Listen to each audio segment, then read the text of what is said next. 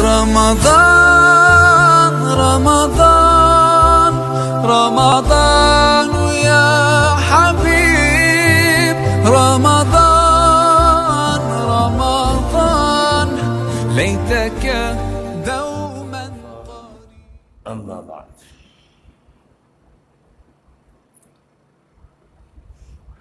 آج کی تراویح میں سورۃ القصص مکمل کی گئی، سورۃ العنکبوت پڑھی گئی اور سورۃ الروم پڑھی گئی۔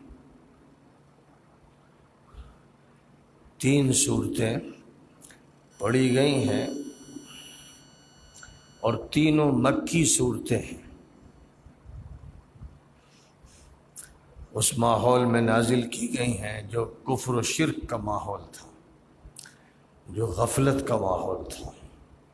جو الحاد اور دہریت کا ماحول تھا، جو انکار کا ماحول تھا،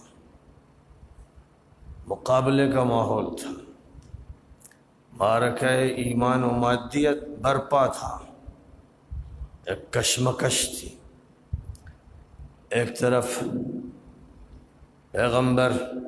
حضرت محمد صلی اللہ علیہ وسلم اللہ کا پیام سنا رہے تھے، قرآن کی آیتیں پڑھ رہے تھے، اپنی دعوت پیش کر رہے تھے۔ ایک طرف وہ اہل ایمان تھے جو قربانیاں دے رہے تھے، جو پیغمبر کی بات لوگوں تک منتقل کر رہے تھے۔ دوسری طرف اکثریت کا وہ ماحول تھا جو ضد اور ہٹ دھرمی پر تلا ہوا تھا، وہ سچائیوں کو ماننے کے لیے تیار نہیں تھا، وہ محمد صلی اللہ علیہ وسلم کی قیادت کو قبول کرنے کے لیے تیار نہیں تھا، اور اسے معلوم تھا کہ آپ کی رسالت اور نبوت کو ماننے کا مطلب قیادت کو ماننا ہے۔ وہ لوگ یہ سمجھتے تھے کہ لا الہ الا اللہ کو تسلیم کرنے کا مطلب ہے کہ ہمیں اپنی قیادت چھوڑ دینی ہے، ہماری سرداری چھن جائے گی، ہمارا دیو مالائی نظام باقی نہیں رہے گا۔ وہ اس حقیقت کو جانتے تھے، اس لیے مقابلہ کر رہے تھے۔ ایسے ماحول میں اللہ تعالیٰ کی طرف سے کبھی حضرت آدم کا قصہ سنایا جاتا تھا اور معرکہ آدم و ابلیس کا تذکرہ ہوتا تھا، کبھی حضرت نوح کا ذکر فرمایا جاتا تھا اور ان کی قوم کے حالات سنائے جاتے تھے، کبھی قوم عاد کا، کبھی قوم سمود کا، کبھی قوم لوط کا، کبھی قوم شعیب کا تذکرہ ہوتا تھا۔ اور زیادہ تر وقتاً فوقتاً حضرت موسیٰ علیہ السلام کے واقعات پیش کیے جاتے تھے اور فرعون کے طاغوتی نظام کا تذکرہ کیا جاتا تھا، جن سے حضرت موسیٰ علیہ السلام نے اپنی نبوت اور رسالت کے ذریعے مقابلہ کیا۔ سورۃ القصص کا جہاں تک تعلق ہے، اس میں سب سے زیادہ تفصیل سے حضرت موسیٰ اور فرعون کا ہی قصہ بیان کیا گیا ہے، لیکن قرآن پاک میں جہاں جہاں حضرت موسیٰ علیہ السلام کے واقعات بیان کیے گئے ہیں، وہاں کہیں پر آغاز حضرت موسیٰ کی نبوت سے کیا گیا ہے، کہیں پر ان کی پیدائش کا تذکرہ کیا گیا ہے، اور کہیں پر اس بات کا تذکرہ کیا گیا ہے کہ فرعون مظالم کر رہا تھا اور اللہ تعالیٰ نے اس کو ڈھیل دے رکھی تھی، لیکن نظام الہی میں یہ طے تھا کہ فرعون کے مقابلے میں جو کمزور و مظلوم ہیں ان کو اٹھایا جائے گا اور انہیں مصر کا ملک سونپ دیا جائے گا، اور فرعون کو اس کے لشکر سمیت ڈبو دیا جائے گا۔ سورۃ القصص کا یہی انداز ہے. یہاں بات ہی اس سے شروع ہوئی ہے کہ ہم اے لوگوں تمہیں یہ واقعہ بتا رہے ہیں کہ یہ فرعون تھا جس نے ڈیوائڈ اینڈ رول کی پالیسی اختیار کر کے مصر کے لوگوں کو بانٹ دیا تھا، اور جو کمزور تھے ان کو دباتا تھا، کچلتا تھا، ان کو مارتا تھا. نتلو علیک من نبأ موسیٰ وفرعون بالحق.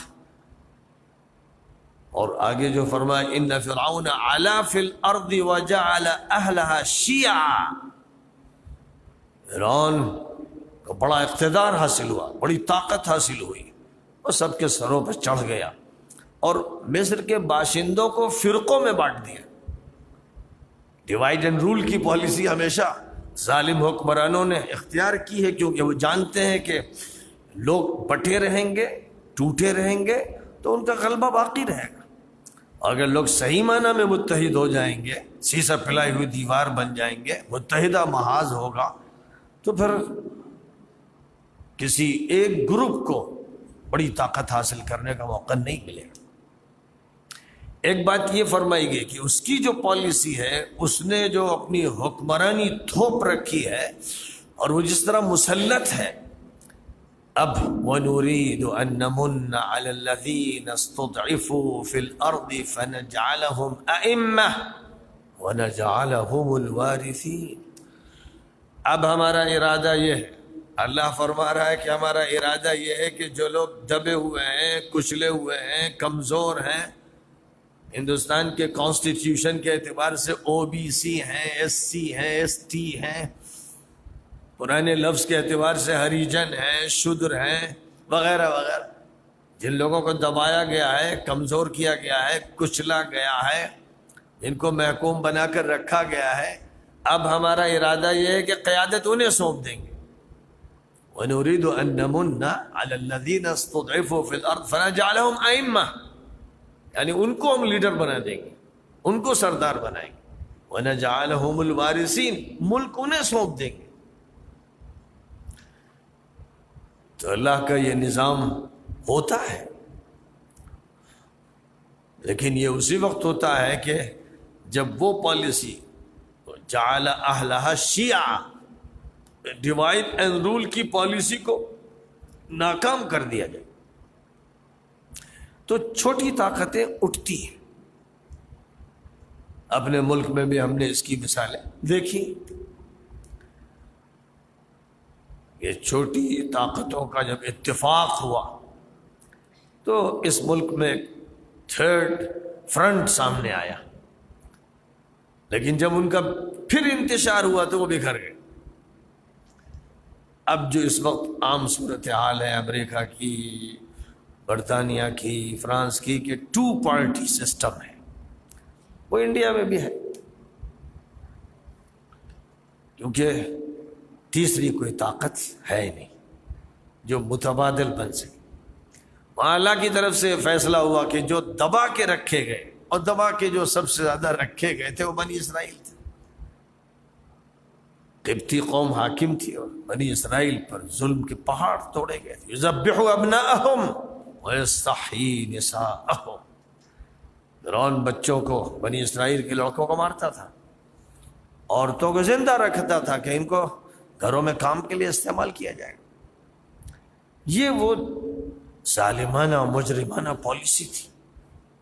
جو بہت زمانے تک چلی اور کتنے لوگ مار دیے گئے. پھر آخر وہ وقت آنا تھا کہ فرعون کو ڈبویا گیا. لیکن یہ کیسے آیا؟ ہتھیلی پر سرسوں نہیں جمائی جاتی اور کسی تشتری پر کھیتی تیار نہیں ہوتی. اللہ تعالیٰ نے اس کا نظام طے فرمایا. اسی ماحول میں، جرم کے اور قتل و قتال کے اسی ماحول میں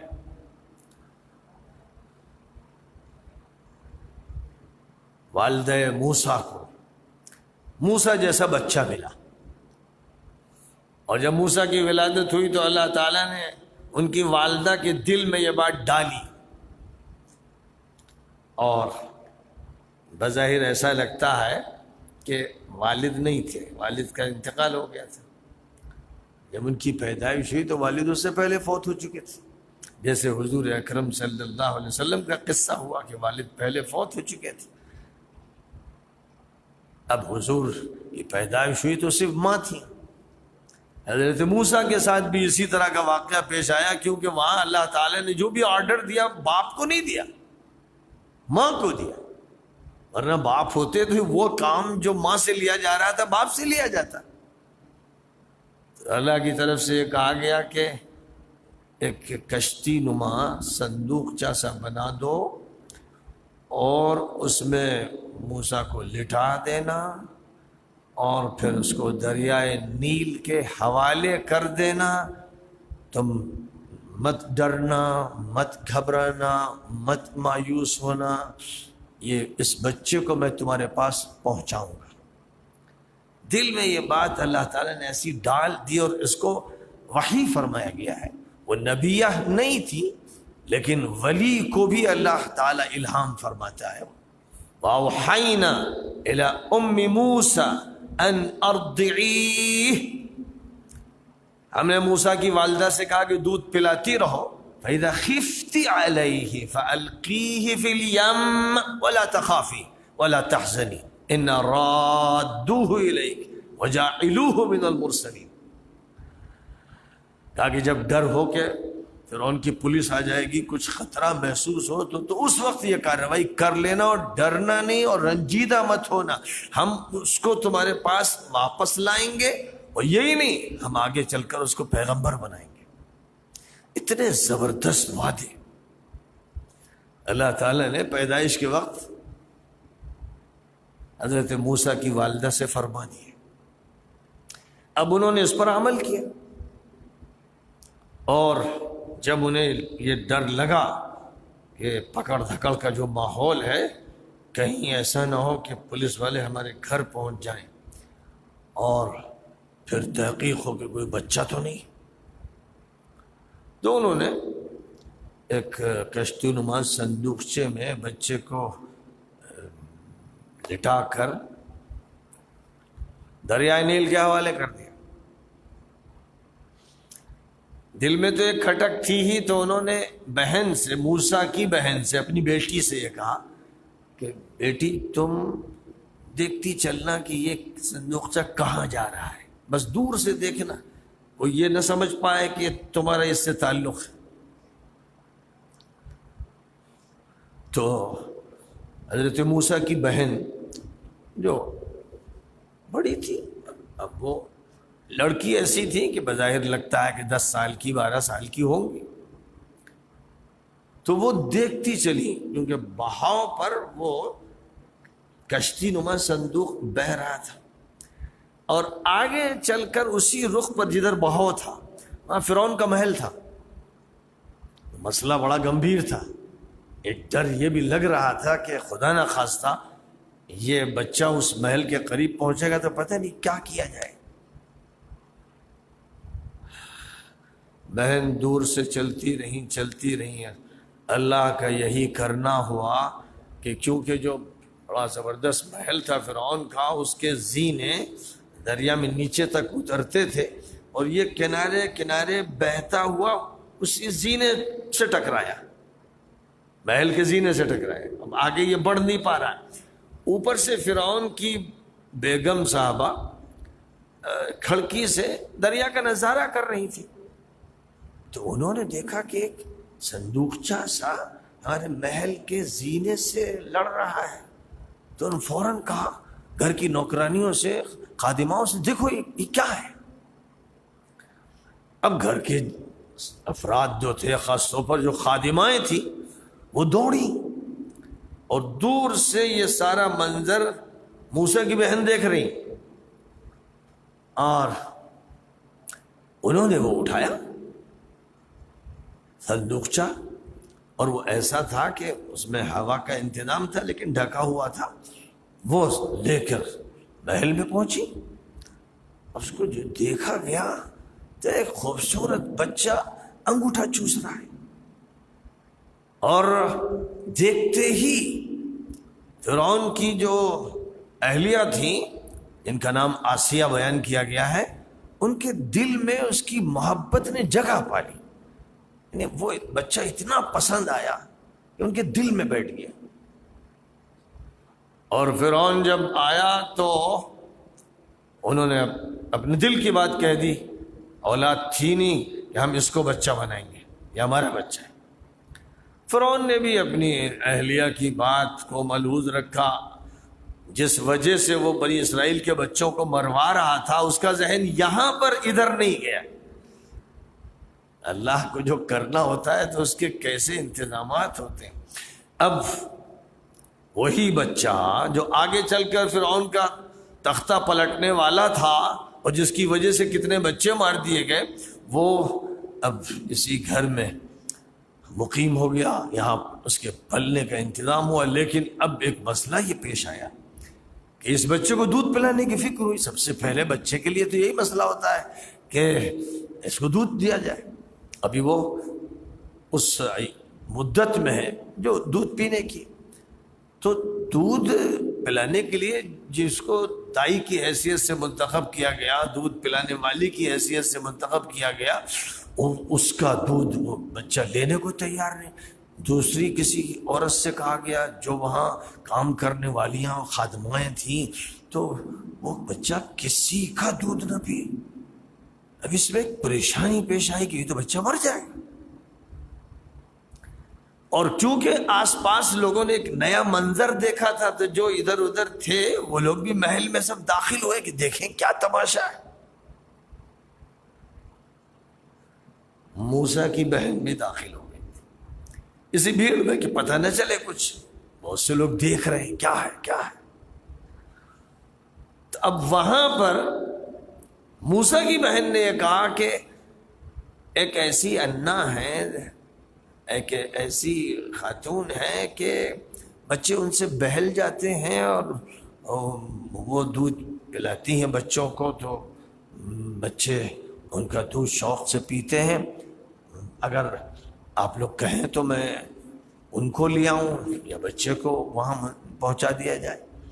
تو وہاں تو فکر تھی اس کی کہ انتظام ہونا چاہیے کہ کون ہے بتاؤ بھائی لے کے آؤ. یا یہ کہا گیا ہوگا کہ خادماؤں سے بچے کو لے جاؤ وہاں پر. بہرحال جو خادمائیں تھیں وہ بچے کو وہاں لے گئیں. یا پہلے مرحلے میں وہ آئیں اور ابتدائی تجربہ ہوا اور یہ دیکھا گیا کہ ان کا دودھ بچہ پی رہا ہے. تو اب یہ تو انہیں معلوم نہیں ہے کہ ان کی ماں جس کے بچے سے خطرہ تھا اس کے بارے میں معلومات نہیں. تو بچہ ان کے حوالے کیا گیا جیسے قدیم زمانے میں رواج تھا. مکہ مکرمہ میں بھی بہت بعد کے دور میں رہا. حضور پاک علیہ الصلاۃ والسلام کی رضاعت کے لیے بھی حضرت حلیمہ سعدیہ کا انتخاب ہوا تھا. تو اب یہاں پر ایک مرضعہ کا گویا انتخاب ہو رہا تھا اور یہ نہیں معلوم تھا محل والوں کو اور یہ نہیں معلوم تھا فرعون کی CID کو اور وہاں کی پولیس کو کہ یہ ان کی والدہ ہیں اور بچہ ان کے حوالے کر دیا. تو اللہ نے جو وعدہ فرمایا تھا اِنَّا رَادُّوهُ إِلَيْكَ، ایک وعدہ تو پورا ہو گیا. اور جب تک بچے کو دودھ پینا تھا جو مدت تھی وہ پوری کی گئی. اور اس مدت میں جو تحفے اور عطیے آ رہے ہیں وہ قصر شاہی سے آ رہے ہیں. اور دودھ پلانے والی بھی وقتاً فوقتاً حاضر ہوتی ہوں گی، اس طرح جیسے ایک ملازمہ ہوتی ہے، ایک خادمہ ہوتی. تو قصر شاہی سے ایک رابطہ بھی ہو گیا. اور اس طرح جب دودھ کی مدت پوری ہو گئی اور اب وہ مرحلہ آیا کہ کچھ کھا سکے بچہ، تو اس مرحلے کے لیے جتنا انتظار ہوتا ہے وہ پورا ہوا. پھر یہ بچہ اب حوالے کر دیا گیا قصر شاہی کے. اب وہاں اس کی پرورش ہوتی رہی جیسے کسی بھی ایسے محل میں پرورش ہو سکتی ہے تصور کیا جا سکتا ہے کہ کیا انتظامات ہوں گے، کتنی خادمائیں لگی ہوں گی، اور کس طرح دیکھ ریکھ ہوتی ہوگی، اور کیا کیا چیزیں کھلانے کے لیے انتظامات کیے جاتے ہوں گے بچے کے لیے، جو چیزیں مطلوب ہیں، جو مفید ہیں۔ تو اب وقت گزرتا جا رہا ہے، زمانہ گزرتا ہے اس طرح کہ آدمی پیچھے مڑ کر دیکھے، جو ہٹا کٹا جوان ہے وہ بھول بھی جاتا ہے کہ میں نے دودھ کب پیا تھا۔ وہ تو اپنے کو اس حالت میں دیکھتا ہے، لیکن اپنی تاریخ کو پلٹ کر دیکھے تو ہر شخص اپنے کو دیکھے گا کہ وہ ماں کا دودھ پی رہا ہے، پھر اس کے بعد اس کے منہ میں چھوٹے چھوٹے سے لقمے دیے جاتے ہیں، ذرا ذرا سے کچھ دیا جاتا ہے، اور دھیرے دھیرے وہ اس کا عادی ہوتا ہے کہ وہ کھانا کھانے لگتا ہے۔ پہلے کچھ نہیں بول پاتا ہے، پھر تتلانا شروع کرتا ہے، پھر کچھ بولنا شروع کرتا ہے۔ اس طرح بچپن کی عمر آگے بڑھتی ہے، اور ابتدائی نوجوانی جو ہے اس کا دور شروع ہوتا ہے، پھر پختہ جوانی کا دور آتا ہے۔ اب 6 سال کا بچہ اور 7 سال کا بچہ، 7 سال کے بچے میں ذرا شعور پیدا ہونے لگتا ہے، اور 10 سال کے بچے میں شعور اور اچھا ہو جاتا ہے، سمجھ زیادہ اچھی ہو جاتی ہے۔ پھر جوں وہ بڑھتا ہے 15 سال تک پہنچتا ہے، تب تو باقاعدہ اس کا ذہن کام کرنے لگتا ہے، چیزوں کو منضبط کرنے لگتا ہے، اب وہ اس لائق ہو جاتا ہے کہ اس کو ذمہ داریاں دی جائیں، مکلف کیا جائے، وہ بالغ شمار ہوتا ہے۔ یہ سارے مرحلے موسیٰ کے گزرے، یہاں تک کہ اور آگے بڑھے 17 سال 18 سال، ایک زبردست مضبوط جوان، اچھی صحت، طاقتور جسم اور حسن و جمال، اللہ کی نعمتیں، قصر شاہی سے تعلق ایسا کہ شہزادے شمار کیے جا رہے ہیں۔ اب ایک موقع کا تذکرہ فرمایا گیا ہے کہ وہ شہر میں کہیں پر گزر رہے تھے، وہاں انہوں نے دیکھا کہ ایک قبطی ایک اسرائیلی کو مار رہا ہے، کیونکہ ظاہر ہے کہ جو قبطی تھا وہ اس وقت کا برہمن تھا، اور جو اسرائیلی تھا وہ بیچارہ شودر تھا یا ہریجن تھا، شیڈیول کاسٹ میں اس کا شمار ہوتا تھا۔ اور یہ بات حضرت موسیٰ کے دل میں بٹھا دی تھی ان کی ماں نے، یعنی، اور دھیرے دھیرے وہ ماحول سے سمجھ گئے تھے کہ وہ تو خاندان بنی اسرائیل کے فرد ہیں، اب وہ اس کا اخفا کرتے تھے، کتمان کرتے تھے۔ تو جو ان کی رگ حمیت تھی، جب دیکھا کہ اپنے خاندان کا ایک آدمی، اپنی قوم کا ایک آدمی پٹ رہا ہے، تو ان کے اندر جو حمیت کا جوش ہوا، وہ آگے بڑھے اور انہوں نے ڈانٹا اس قبطی کو، کیا کر رہا ہے، اور اس کے ایک زور سے چانٹا مارا، اتنا زبردست چانٹا مارا کہ لگتا ہے کہ اس کی کنپٹی کی جو رگ ہے وہ پھٹ گئی۔ یہ اس پر ایسی ضرب آئی کہ اس ضرب کے نتیجے میں وہ تڑپ کے گرا اور بچ نہیں سکا۔ اب یہ واقعہ جو پیش آیا تو اس میں حضرت موسیٰ کا ہرگز یہ ارادہ نہیں تھا کہ میں اسے مار ڈالوں، وہ صرف تنبیہ چاہتے تھے، وہ خود پریشان ہو گئے۔ وَوَكَزَهُ مُوسَى فَقَضَى عَلَيْهِ قال هذا من عمل الشيطان انه عدو مضل مبين قال رب اني ظلمت نفسي فاغفر لي فغفر له۔ حضرت موسیٰ کی جو تربیت تھی، اور یہ بھی بڑی عجیب بات ہے کہ قصر شاہی میں تربیت ہو رہی تھی، فرعون جیسے ظالم اور متکبر بادشاہ کے گھر میں، لیکن اس کے گھر میں جو اہلیہ محترمہ تھی وہ بڑی نیک، بڑی متقی، بڑی صالح۔ معلوم ہوتا ہے کہ گزشتہ انبیاء کرام کی تعلیمات ان کو ملی تھی، اور جانتی تھی کہ میرا شوہر ظالم ہے، مجرم ہے۔ شادی جس وقت ہوئی ہوگی تو اس وقت تو ساری باتیں معلوم نہیں ہوتی ہیں، شادی ہو گئی، لیکن شادی کے بعد جو انہوں نے رنگ ڈھنگ دیکھے اپنے شوہر کے، اس کی وجہ سے اب وہ چاہتی تھی کہ کیا کروں، کیسے میں اس کی گرفت سے نکلوں۔ اللہ میاں سے دعا مانگا کرتی تھی کہ اللہ مجھے اس ظالم کے چنگل سے نجات عطا فرما، اور مجھے یہ محل نہیں چاہیے، بس مجھے تو جنت کا گھر چاہیے۔ یہ دعائیں کرتی تھی، اس لیے ایسا لگتا ہے کہ انہوں نے ہی حضرت موسیٰ کی تربیت خفیہ طور پر بڑی اچھی کی۔ تو جو ایمانی باتیں ہوتی ہیں، اخلاقی باتیں ہوتی ہیں، یہ قصر شاہی میں فرعون کی بیگم سے ان کو ملتی رہی، اور باقی وہ جس خاندان کے تھے اس خاندان کی حقیقت تو ان کے وجود کے اندر تھی ہی، اس لیے انہوں نے جب یہ عمل سرزد ہو گیا تو اللہ سے توبہ کی، اللہ مجھے معاف فرما، مجھ سے غلطی ہوئی، میں یہ نہیں چاہتا تھا۔ اب یہ جو واقعہ پیش آیا اور دیکھنے والوں نے دیکھا ہوگا اور نہیں دیکھا ہوگا تو پتہ تو چلی گیا ہوگا، اس کی خبر پھیلتی چلی گئی،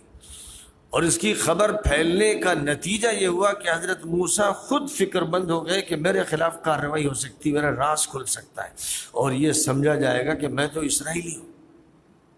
ابھی تک اس کا اخفا تھا۔ اس لیے ایسا لگتا ہے کہ یہ دن جو حضرت موسیٰ کا گزرا وہ بڑی پریشانی کا گزرا۔ دوسرے دن پھر وہ باہر جا رہے تھے، کسی بھی جگہ پر کسی روڈ پر نکل رہے تھے، اور پھر تعجب کی بات یہ ہوئی کہ وہی شخص جس کے دفاع میں حضرت موسیٰ نے قبطی کو مار دیا تھا وہی کسی دوسرے سے جھگڑ رہا ہے، پھر قبطی سے اس کا جھگڑا، جس سے ایک بات یہ تو سامنے آ ہی گئی کہ فتنہ یہی کرتا ہے، جھگڑتا ہے لوگوں سے۔ بہرحال حضرت موسیٰ پھر بیچ بچاؤ کے لیے آگے بڑھے تو وہ قبطی جو کل کے واقعے کو جانتا تھا اس نے ان سے کہا کہ آج میرے قتل کی باری ہے، کل تو آپ نے ایک کو مار دیا، اب مجھے ماریں گے۔ یعنی اس کا مطلب یہ ہوا کہ ملک کی فضا بڑی ٹینشنائز ہو چکی تھی اور بات پھیل چکی تھی، اور اب ایک شخص موسیٰ سے اس طرح بات کر رہا تھا۔ بہرحال بیچ بچاؤ تو انہوں نے کر دیا، مسئلہ تو ختم کر دیا، اس کو مارا نہیں، انہوں نے احتیاط اختیار کی۔ لیکن اب یہ جو واقعہ تھا، اس واقعے کا نتیجہ یہ ہوا کہ بس سنسنی خیزی پیدا ہوئی، اور ادھر وہ خبر جو کل چلی تھی اس خبر کے نتیجے میں فرعون کی پارلیمنٹ میں ایک ہنگامی جلسہ ہونے لگا، اور اس میں یہ بات طے ہوئی، مطالبہ کیا، لوگوں نے مطالبہ کیا جو وہاں کے لوگ تھے کہ صاحب یہ آپ کے محل سے تعلق رکھتے ہیں اور شہزادے سمجھے جاتے ہیں اور یہ دندناتے پھرتے ہیں، جس کو چاہے مار دیں، آپ کوئی کارروائی ان کے خلاف نہیں کرتے۔ تب یہ مطالبہ ایسا تھا جو فرعون کے دل کی بھی آواز تھی، وہ اپنی بیگم کی وجہ سے کوئی ایکشن نہیں لے پا رہا تھا، بات ٹل رہی تھی، لیکن اب اس نے یہ طے کیا کہ نہیں، ان کو گرفتار کروایا جائے گا۔ بادشاہ کی طرف سے جب یہ بات ہوئی تو مجلس میں جو لوگ تھے ان میں ایسے بھی تھے جن کو حضرت موسیٰ سے محبت تھی، ان کی قدر تھی، ان کی فکر تھی، ان کی نیکی کا اعتراف تھا۔ انہوں نے فوراً میٹنگ چھوڑی اور تیزی سے وہ نکلے کہ اس وقت موسیٰ کو تلاش کرنا کہاں ہے، اور بہرحال وہ موسیٰ تک پہنچ گئے۔ وَجَاءَ مِنْ أَقْصَى الْمَدِينَةِ رَجُلٌ يَسْعَى، بہت دور سے، یعنی شہر کا ایک ادھر کا علاقہ اور ایک ادھر کا علاقہ، تو وہ شہر کے دوسرے رخ پر بہت دور رہتے تھے، وہاں سے وہ بھاگے ہوئے آئے۔ فرض کیجئے کہ صاحب ملیح آباد ہے تو اب کوئی شخص چلا آ رہا ہے اندرا نگر سے، ادھر کے علاقے سے، وہاں سے بھاگا ہوا آیا، اور اس نے آ کر یہ کہا کہ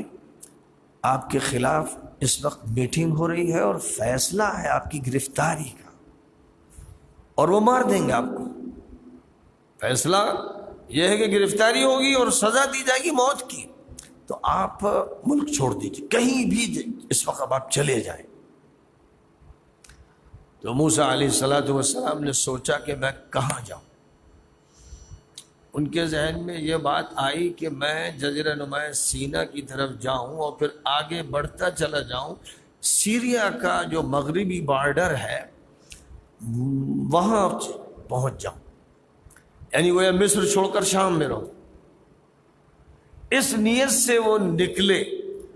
اب وہ بہت تحفظ کے ساتھ نکلے ہوں گے، اور یہ بات ابھی پورے ملک میں عام نہیں ہوئی ہوگی اور تمام پولیس اور تھانوں میں اطلاع نہیں پہنچی ہوگی، تو جو بھی بارڈر پر تھانہ ہوگا یا پولیس فورس ہوگی یا جہاں پر نہیں ہوگی وہاں کو وہ کراس کر کے بہرحال جزیرہ نما سینا آئے۔ ساری تفصیلات قرآن پاک میں بیان نہیں کی گئی ہیں، لیکن بہت سی چیزیں ہیں جو سوچی جا سکتی ہیں،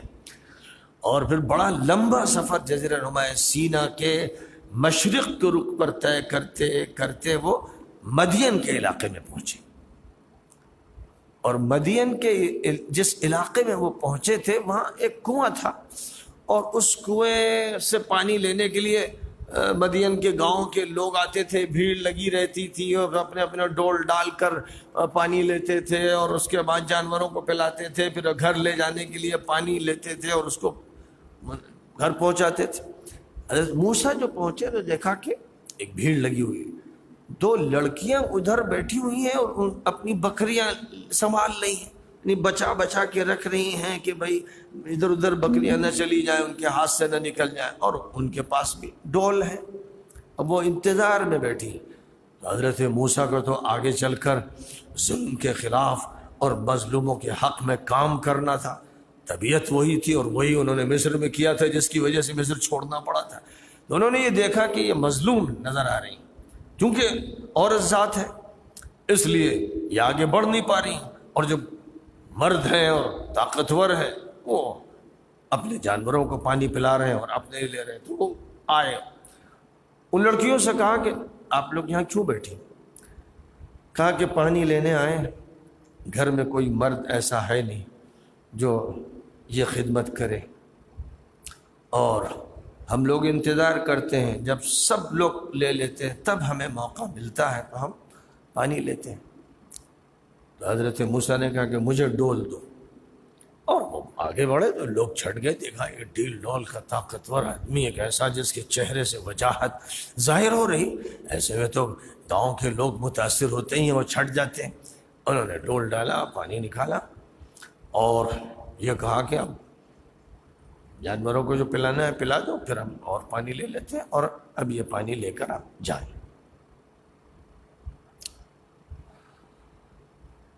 وہ لڑکیاں دیر سے پانی لے کے جاتی تھی، آج جلدی موقع مل گیا اور وہ پانی لے کر چلی گئی۔ اب حضرت موسیٰ بیٹھے ہوئے بس اللہ سے لو لگائے ہوئے ہیں کہ اللہ، میں تو جن حالات میں آیا ہوں تیرے سامنے ہے، اور میں تو اس وقت محتاج ہوں کہ کوئی نہ کوئی مجھے سہارا ملے، کہیں میں ٹھہر سکوں، اس فکر میں ہے، اور اللہ سے دعا کر رہے ہیں۔ اتنے میں دیکھتے ہیں کہ دونوں میں سے ایک لڑکی بڑی شرم و حیا کے ساتھ چلی آ رہی، اور اس نے آ کر حضرت موسیٰ کے سامنے بڑے ادب سے اور شرم سے کہا کہ والد صاحب آپ کو یاد کر رہے ہیں، آپ نے جو خدمت کی ہے وہ کچھ نہ کچھ صلہ دینا چاہتے ہیں۔ اب حضرت موسیٰ کے لیے یہ ایک نعمت غیر مترقبہ تھی، ایک ایسی دعوت تھی کہ وہ تو چاہتے ہی تھے کہ کہیں نہ کہیں ٹھکنے کی جگہ ملے، کوئی سہارا ملے۔ ایک جنگل ہے، میں آیا ہوں، بالکل انجان ہوں، مسافر ہوں۔ تو انہوں نے کہا ٹھیک ہے میں چلتا ہوں۔ تو موسیٰ علیہ السلام نے پردے کا پورا لحاظ رکھتے ہوئے، شرم و حیا کو اس کے لیے ملحوظ رکھتے ہوئے اس طرح سے راستہ طے کیا کہ جیسے ایک شریف انسان کو، ایک متقی انسان کو کرنا چاہیے، اور گھر پہنچے۔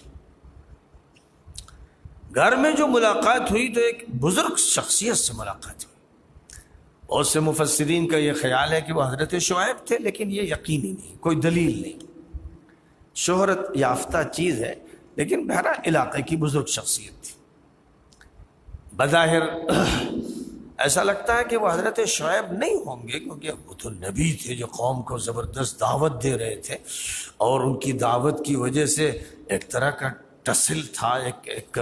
ریاکشن تھا، اور ان کے خلاف ایک فضا تھی۔ یہاں تو جو صورتحال نظر آ رہی ہے کہ وہ نارمل تھی۔ بہرحال انہوں نے یہ کہا کہ موسیٰ، اب اللہ کا فضل ہے کہ آپ اس ظالم کے چنگل سے چلے آئے ہیں، اور جہاں آپ آئے ہیں آپ یہاں امن ہیں، اب آپ کو کوئی خطرہ نہیں، آپ ہمارے رہیے، قیام فرمائیے، آپ ہمارے لیے گھر کے فرد کی طرح ہیں۔ تو یہ سب ساری چیزیں ایسی تھی جس سے حضرت موسیٰ علیہ السلام کو بڑی خوشی ہوئی، بڑا اعتماد حاصل ہوا۔ اب قرآن پاک ہی ایک بات کہتا ہے کہ دونوں لڑکیوں میں سے ایک لڑکی نے والد صاحب سے یہ کہا کہ آپ ان کو بحیثیت ملازم کے رکھ لیجئے، کیونکہ ہمارے گھر پہ تو کوئی مرد ہے نہیں اور کام ہم لوگوں کو کرنا پڑتا ہے، مردوں کی بھیڑ میں جانا پڑتا ہے، تو اگر آپ ان کو روک لیں تو بہت اچھا ہے۔ اور سب سے بڑی بات ہے کہ ملازم سب سے اچھا تو وہ ہوتا ہے جو طاقتور بھی ہو اور امانتدار بھی۔ بہت اچھا مشورہ تھا، اور والد صاحب نے اس وقت پوری صفائی کے ساتھ اپنے دل کی بات اپنی لڑکیوں سے کہی کہ بھئی میں تو یہ چاہتا ہوں کہ ان کو داماد بنا لوں، وہ ہمارے ہاں صرف ایک اجنبی کی حیثیت سے نہ رہیں بلکہ گھر کے ایک فرد کی حیثیت سے رہیں۔ اور ان سے یہ کہا، الگ موسیٰ سے ملاقات کی اور یہ کہا کہ آپ یہاں تشریف لائے ہیں اور آپ کو جلدی واپس بھی نہیں ہونا ہے، جو حالات ہیں، جن حالات کی وجہ سے مصر چھوڑ کر آپ یہاں آئے ہیں اور جو کچھ بھی واقعات میرے سامنے آئے ہیں، اعلیٰ خاندان کے آپ فرد ہیں، اور ہم یہ چاہتے ہیں کہ ہماری ایک لڑکی کا آپ سے رشتہ کر دیا جائے اور آپ یہاں ذرا کچھ لمبا وقت گزاریں، 8 سال یہاں آپ رہیں کم از کم، اگر آپ 10 سال رہیں تو اور بہتر ہوگا۔ تو حضرت موسیٰ نے اس پیشکش کو قبول کیا، کیونکہ ایک سرپرستانہ اور شریفانہ پیشکش تھی اور ایک شرعی بات تھی، اور حضرت موسیٰ کے لیے یہ زیادہ بہتر تھا کہ وہ ایک اجنبی گھر میں اجنبی شخص کی حیثیت سے جہاں لڑکیاں رہتی نہ رہیں، بلکہ وہ اس حیثیت سے رہیں کہ وہ گھر کے فرد بن جائیں۔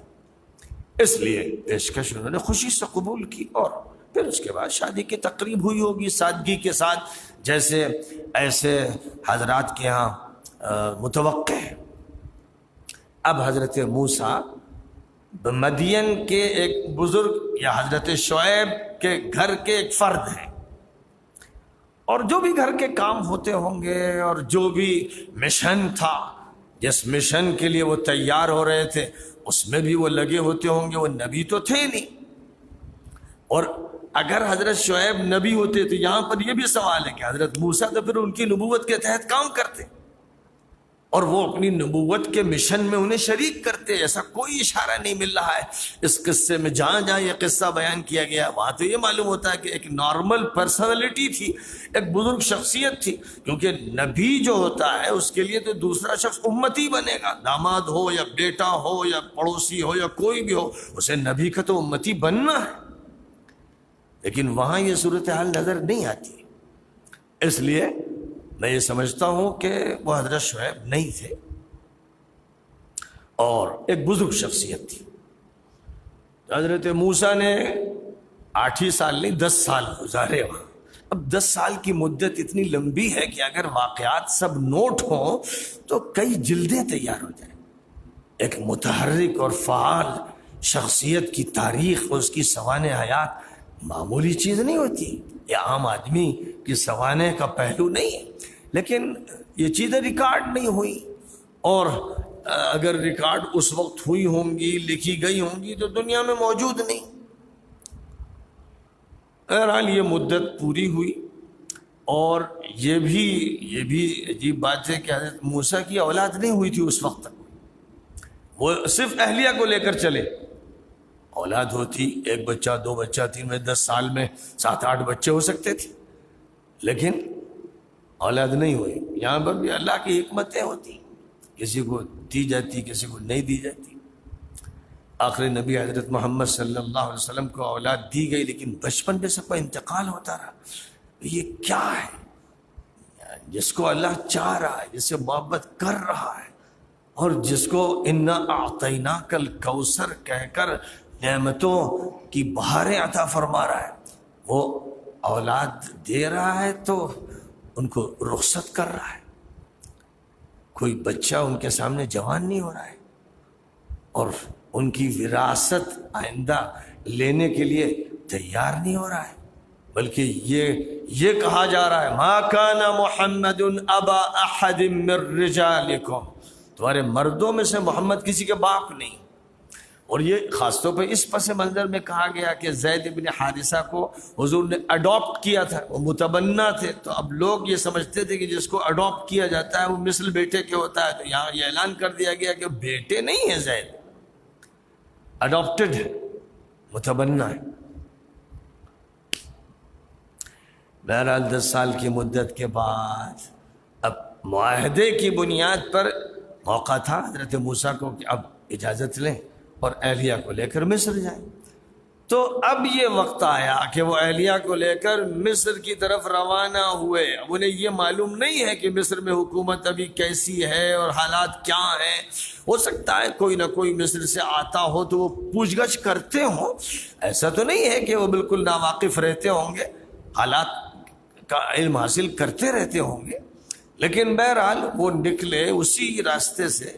جزیرہ نما سینا کے راستے سے۔ اور اب قرآن پاک ایک بات یہ بیان کرتا ہے، یعنی ٹو دی پوائنٹ، کیونکہ قرآن کی باتیں ہوتی ہیں، قرآن حشو و زوائد بیان نہیں کرتا، اور جس بات کو بطور عبرت پیش کرنا ہوتا ہے، جس سے کوئی سبق دینا ہوتا ہے، جس کے ذریعے سے آئندہ مستقبل کی تاریخ کی کڑیاں جوڑنی ہوتی ہیں، بس وہ باتیں بیان کی جاتی ہیں۔ اب سفر میں یہ ہوا، یہاں کھانا کھایا، یہاں لیٹے، یہاں ان سے ملے، اس خیمے میں گئے، یہاں دودھ پیا، ایسا کچھ نہیں،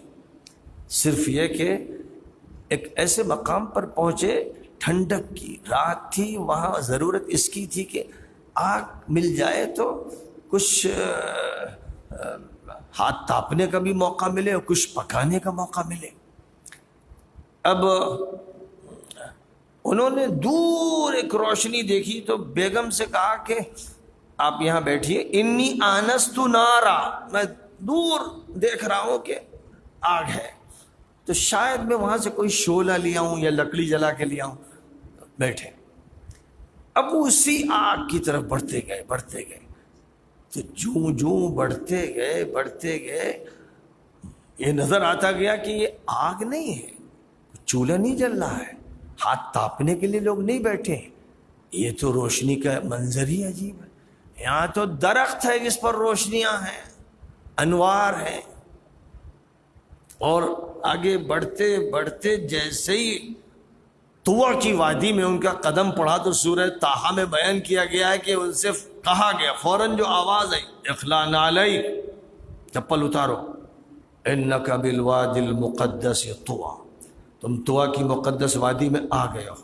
وانا اخترتک فاستمع لما یوحیٰ، میں نے تمہارا انتخاب کر لیا ہے، سنو کیا پیغام دیا جا رہا ہے، اننی انا اللہ، میں ہوں اللہ، لا الہ الا انا، میرے علاوہ کوئی معبود نہیں، فاعبدنی واقم الصلاۃ لذکری، میری بندگی کرنا، نماز میرے لیے پڑھنا۔ پہلی مرتبہ رات کے سناٹے میں نکلے تھے آگ لینے، ایک مقام پر ٹھٹک کے کھڑے ہو گئے اور اللہ کا کلام سنایا جا رہا ہے، درخت کی روشنیوں سے جو میسج دیا جا رہا ہے، جو کلام سنایا جا رہا ہے، وہ کلام الہی ہے، وہ کلام ربانی ہے۔ کیسا عظیم الشان انتخاب، جس کا خیال تک نہیں آیا تھا، کبھی سوچا نہیں تھا۔ اور بس اس کے بعد پھر یہ سوال ہوا تھا کہ ہمارے ہاتھ میں کیا ہے، یہ اس لیے نہیں کہ اللہ میاں کو معلوم نہیں، انہیں متوجہ کرنے کے لیے کہ خوب اچھی طرح یہ تم احساس کر لو، ہاتھ میں تمہارے لاٹھی ہی ہے نا۔ اب اس کے بعد تمہیں جب حکم دیا جائے گا کہ اس لاٹھی کو پھینکو تو تم دیکھو گے کہ وہ سانپ بن گئی ہے، اور تم سے کہا جائے گا اس کو پکڑو تو پھر وہ لاٹھی ہوگی۔ اس لیے پوری توجہ مرکوز کرنے کے لیے یہ سوال کیا گیا تھا کہ تمہارے ہاتھ میں کیا ہے، اور انہوں نے جواب دیا تھا، اور اس کے بعد پھر وہ سارا منظر ہوا تھا کہ لاٹھی سانپ بن گئی تھی، پھر اس کو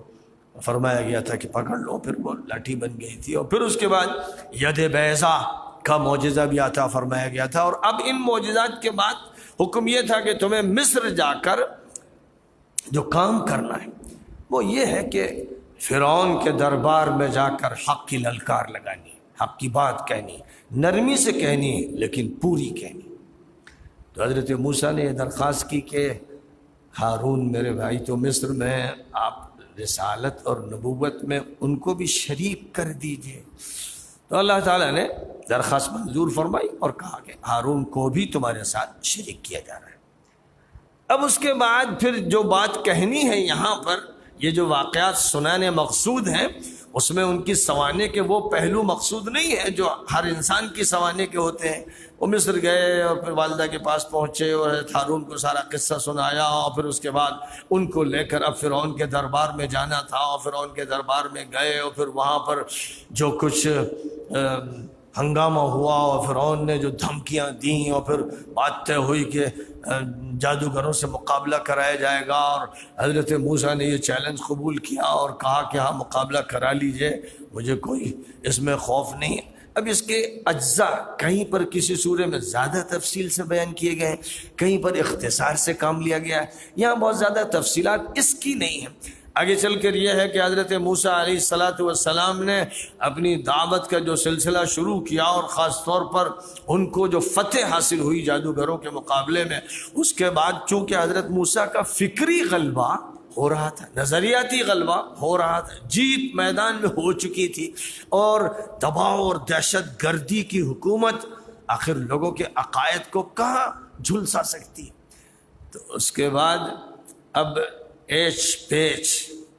اور نظریاتی داؤ پیش شروع کیے گئے، اور فرعون کہنے لگا کہ خدائی تو میری ہے،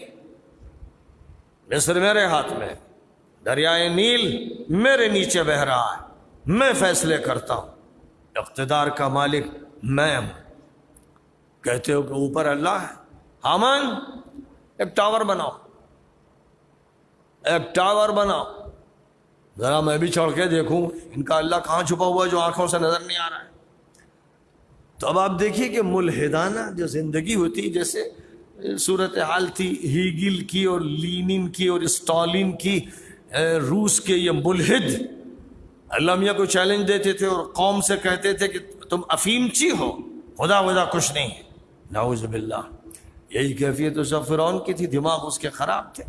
اور اس نے کہا کہ ایک ٹاور تیار کرو۔ اب وہ ٹاور کتنا زبردست بنایا گیا ہوگا، کتنے دن لگے ہوں گے، اور اس کے بعد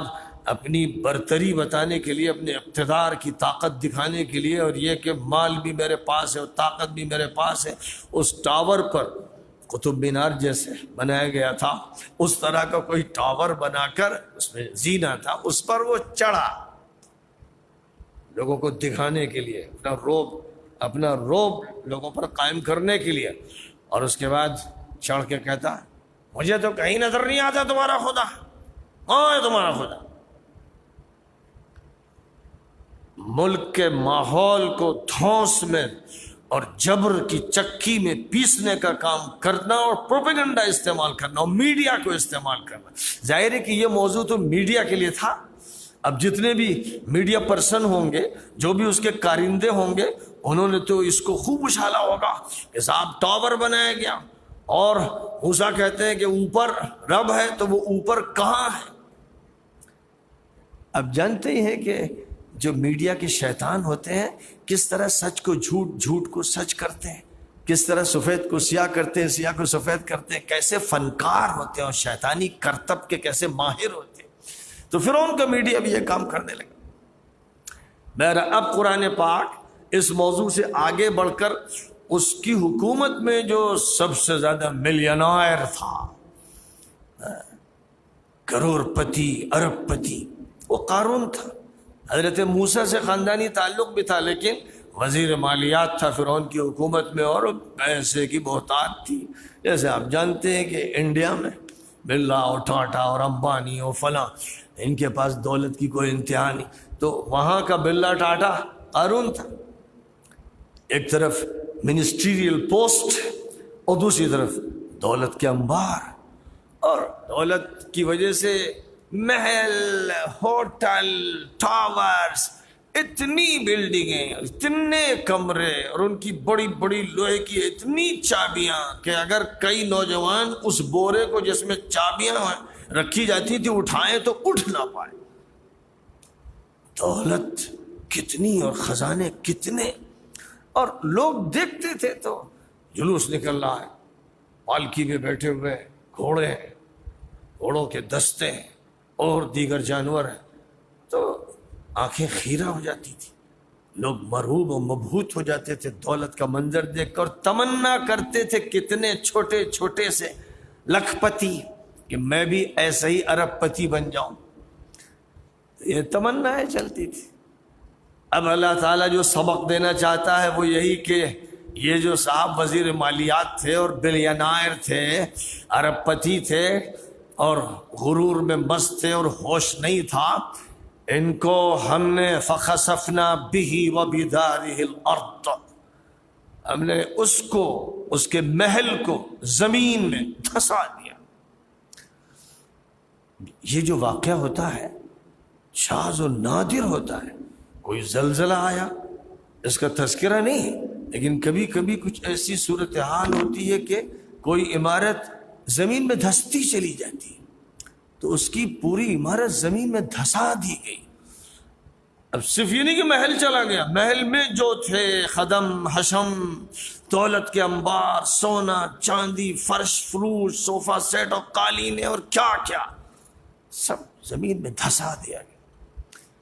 کل جو تمنا کر رہے تھے کاش کہ ہمیں بھی یہ دولت ملتی، اب وہ ان کے رونگٹے کھڑے ہو گئے،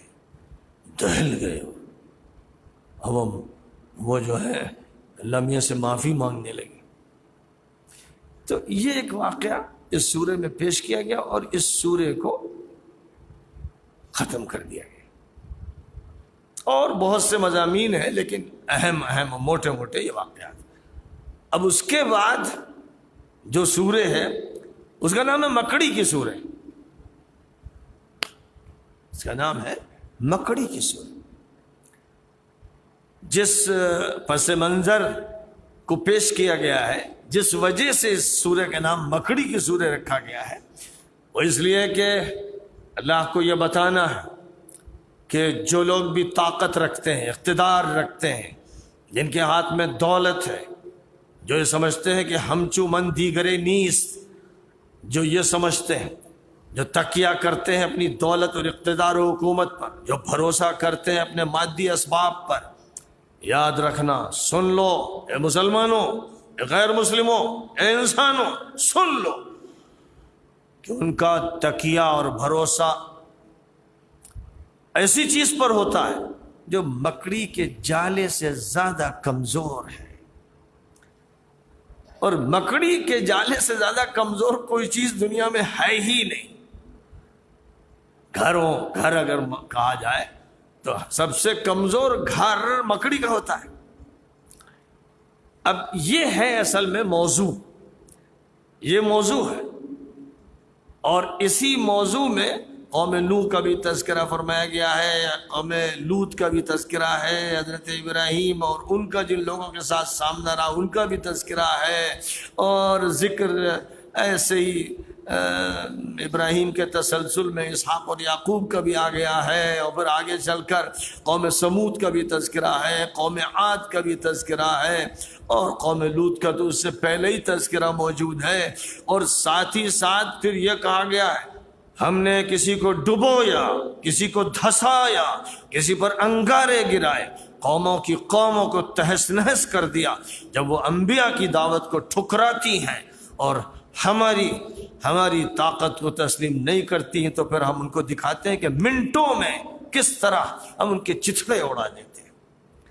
یہ کہتے ہوئے مکڑی کے جالے کا تذکرہ فرمایا گیا، یہ سب کہتے ہوئے، اور سورہ شروع کی گئی ہے اس سے، الف لام میم، احسب الناس ان يتركوا ان يقولوا آمنا وهم لا يفتنون، یا لوگ یہ سمجھتے ہیں کہ ہم مومن ہیں، ہم مسلمان ہیں، یہ کہہ کر ان کو چھٹی دے دی جائے گی، آزمائش نہیں ہوگی۔ وَلَقَدْ فَتَنَّا الَّذِينَ مِنْ قَبْلِهِمْ فَلَيَعْلَمَنَّ اللَّهُ الَّذِينَ صَدَقُوا وَلَيَعْلَمَنَّ الْكَاذِبِينَ، ہم نے آزمایا ہے ماضی میں بھی، اور ہم آزماتے ہیں، ہم کھرے کو الگ کرتے ہیں، کھوٹ کو الگ کرتے ہیں، چھانٹتے ہیں، یہ ہمارا نظام ہے، یہ ہماری سنت ہے۔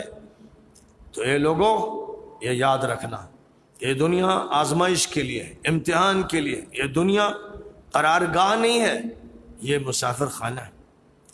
اور یہاں تمہیں اللہ کی بندگی میں لگنا ہے، ماں باپ کے ساتھ اچھا سلوک کرنا ہے، اچھی زندگی اختیار کرنا ہے، پیغمبروں کو یاد کرنا ہے، ان سے سبق لینا ہے، کتاب الہی کو پڑھنا ہے، اس سے عبرتیں حاصل کرنا ہے، اللہ کی نشانیوں پر غور کرنا ہے، ان پر تدبر کرنا ہے۔ اور خدا تعالیٰ نے یہ جو کائنات بنائی ہے، اس کائنات کے جو نشیب و فراز ہیں، اس میں جو موت و حیات کا سلسلہ چل رہا ہے، اس میں شمس و قمر ہو یا دنیا کا گلوب ہو یا دیگر ستارے و سیارے ہوں، سب تمہیں دعوت دے رہے ہیں کہ تدبر کرو، غور کرو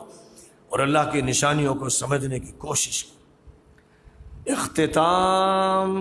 سورہ کا اس آیت پر فرمایا گیا ہے، جس کا سورہ کے آغاز سے گہرا تعلق ہے، کہ یہ مت سمجھنا کہ بس زبان سے کہہ دو گے کہ ہم مومن ہیں، چھٹی مل جائے گی۔ زندگی جہاد کے لیے ہے، مجاہدے کے لیے، جد و جہد کے لیے، سعی کوشش کے لیے، ابتلا اور آزمائش کی ہے۔ اور یاد رکھنا کہ والذین جاہدوا فینا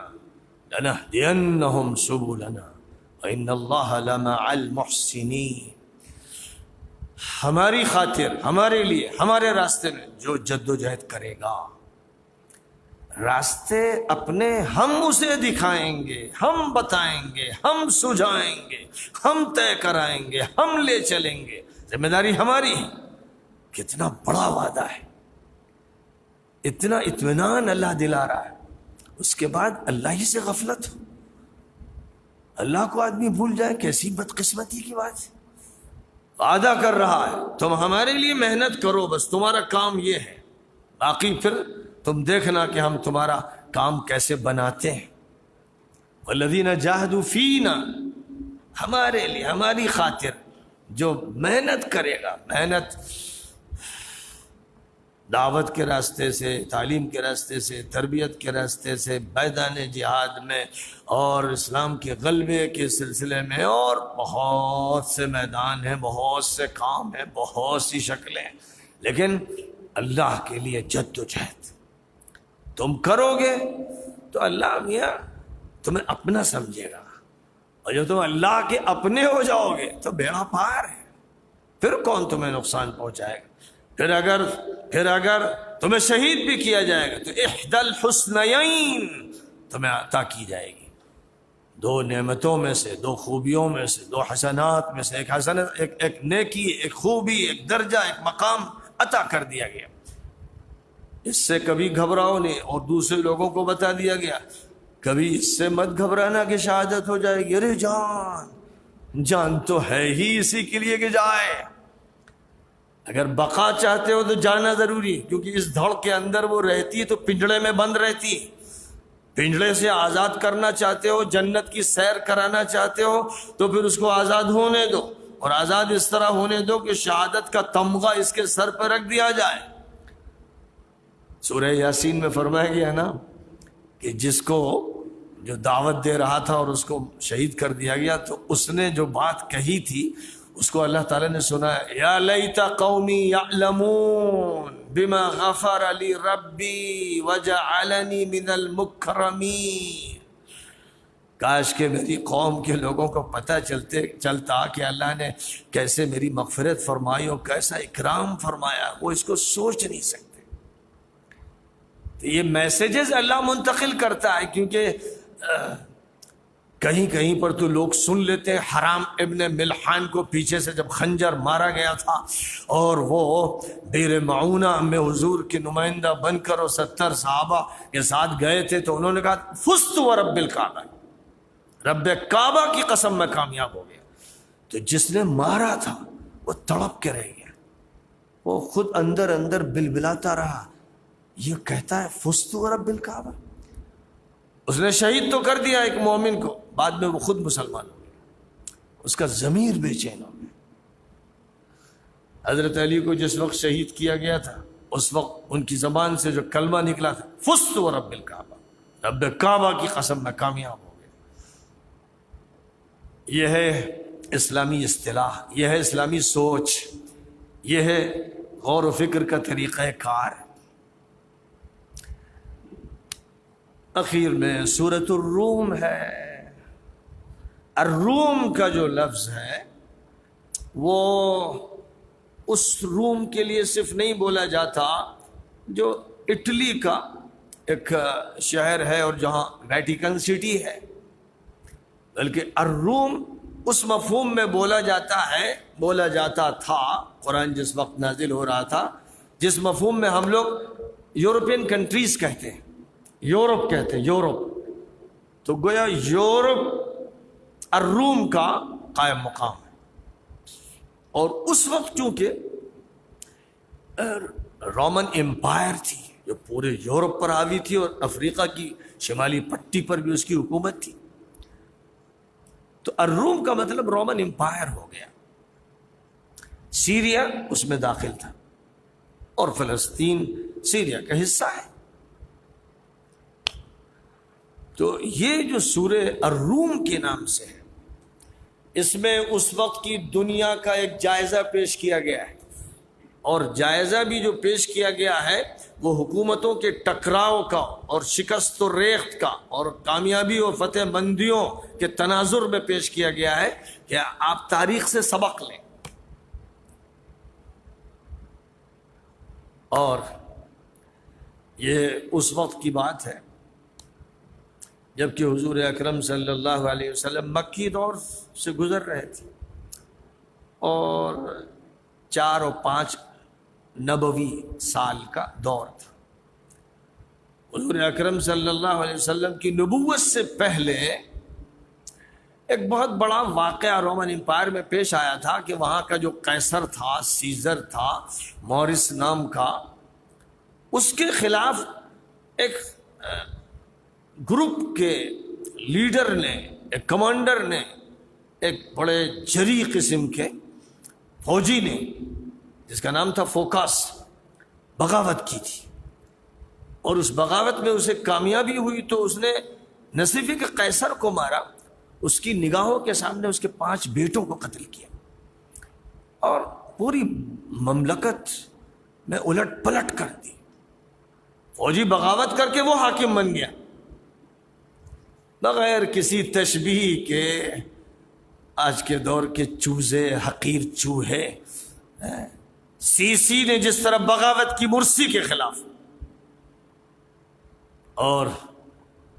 ہزاروں کو شہید کر دیا اور ہزاروں کو جیل میں ڈال دیا، اور جو صدر جمہوریہ تھے وہ بھی جیل میں ہیں۔ آج کل ایک زمانے سے معلوم بھی نہیں کہ حالات کیا ہے، دنیا میں یہ ہوتا رہا ہے۔ تو اس طرح کا واقعہ ہو۔ اس وقت ایران میں حکومت تھی خسرو پرویز کی، تو خسرو پرویز قیصر کا بڑا احسان مند تھا، کیونکہ اس کی بڑی مدد کی تھی۔ اس وقت جب اس کے خلاف بغاوت ایران میں ہوئی تھی تو مارس نے اس کی بڑی مدد کی تھی، اور اس وجہ سے وہ مارس کو اپنے باپ کی حیثیت سے ذکر کرتا تھا۔ تو جب فوکس نے اس کے خلاف بغاوت کی تو اس نے پھر طے کر لیا کہ میں انتقام لے کے رہوں گا، اور پھر اس کے بعد اس نے کارروائیاں شروع کی رومن امپائر کے خلاف، اور یہ کارروائیاں جو تھیں 614 اور 615 تک پہنچتے پہنچتے ایران کے غلبے کی شکل میں سامنے آئی۔ حضور اکرم صلی اللہ علیہ وسلم کی پیدائش 571 کی ہے، 571 کی، اور 40 سال کے بعد 610 میں آپ کو نبی بنایا گیا، اور جب 615 میں آپ نے اپنے متعدد صحابہ کو حبشہ کی کرسچن اسٹیٹ کی طرف بھیجا، عیسائیوں کی حکومت میں پناہ لینے کے لیے بھیجا۔ اسی دور کی یہ بات ہے کہ رومن امپائر کو بڑی بدترین شکست ہوئی، اور یہ شکست ہوئی خسرو پرویز کی فوجوں کے ذریعے، یعنی ایران کی حکومت کے ذریعے۔ اس شکست پر مکے کے مشرکوں نے، حضور کے دشمنوں نے خوشیاں منائیں، چراغ جلائے،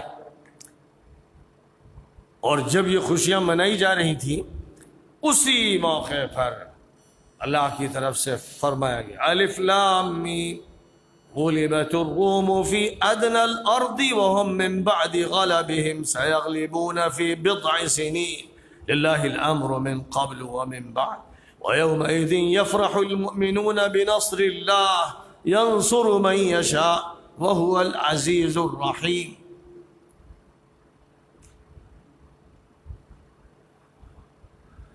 رومیوں کو شکست ہوئی ہے تمہارے قریب کے علاقے میں، تمہاری نارتھ کے علاقے میں، تبوک کو پار کرو، جارڈن کی طرف جاؤ تو اب جو سیریا کا علاقہ ہے اور وہ پیلسٹائن پر بھی مشتمل ہے، اسی علاقے میں رومیوں کو شکست ہوئی ہے، لیکن اس شکست کے بعد چند سالوں میں وہ فاتح ہو جائیں گے۔ کوئی کہہ نہیں سکتا تھا، یہ بات ذہن سے تعلق نہیں رکھتی تھی، یہ بات جنگی تجزیے سے تعلق نہیں رکھتی تھی، ناممکنات میں نظر آتی تھی۔ اس لیے جب یہ آیتیں اتری تو مکے کے لوگ جو جشن منا رہے تھے پرشین امپائر کی جیت کا، کیونکہ وہ یہ سمجھتے تھے کہ وہ بھی ہیں آتش پرست، بت پرست، ہم بھی بت پرست، ہمارا ان کا ایک ہے، ہم ایک ذہن کے، اس وجہ سے وہ اپنی خوشیوں کا اظہار کر رہے تھے۔ انہوں نے ہر طرف قرآن کے خلاف، حضور کے خلاف پروپیگنڈے کا جال بچھا دیا۔ دیکھ رہے ہیں آپ ڈھینگے دیکھ رہے ہیں، شیخ چلی کی باتیں دیکھ رہے ہیں، نہ ہونے والی باتوں کے بارے میں پیشین گوئی کی جا رہی ہے، دعوے کیے جا رہے ہیں۔ یہ تبصرے ہو رہے ہیں مجلسوں میں، جہاں بھی بیٹھے چوپال میں لوگ وہ اس پر باتیں کر رہے ہیں، اس کو موضوع بنائیں۔ حضرت ابوبکر صدیق رضی اللہ تعالیٰ عنہ ایسے ہر موقع پر اپنے ایمان کا، اپنی صداقت کا، اپنی صدیقیت کا ثبوت دیتے تھے۔ ان کا یہ امتیاز اتنا نمایاں تھا کہ اس میں ان پر کوئی سبقت نہیں لے گیا۔ انہوں نے ابی ابن خلف سے، میں نے دن میں بات کہی تھی امیہ نہیں، وہ ابی ابن خلف تھا جو زیادہ ہی ڈینگے مار رہا تھا اور زیادہ ہی اسلام اور قرآن اور نبی کے خلاف باتیں کر رہا تھا۔ اس سے حضرت ابوبکر صدیق نے کہا کہ یہ شکست فتح میں بدل جائے گی، 3 سال میں دیکھ لینا تم۔ روایتوں میں یہ ہے کہ انہوں نے کہا کہ اچھا اور شرط کر لو، میں جو کہہ رہا ہوں اگر وہ ہو گیا تو 10 اونٹ تم دینا، نہیں ہوا تو میں تمہیں دوں گا۔ اس کے بعد وہ حضور صلی اللہ علیہ وسلم کے پاس حاضر ہوئے اور یہ کہا کہ ابی سے میں نے یہ شرط بدی ہے اور کہا ہے کہ 3 سال میں دیکھ لینا۔ تو حضور صلی اللہ علیہ وسلم نے فرمایا کہ 3 سال کی شرط نہ رکھو، 9 سال کی بات کرو اور 100 اونٹ کا مطالبہ کرو۔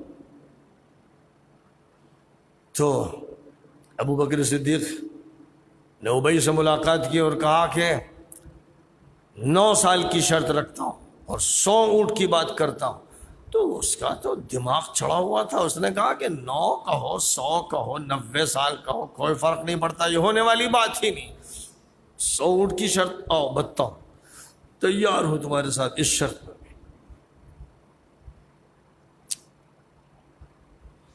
بس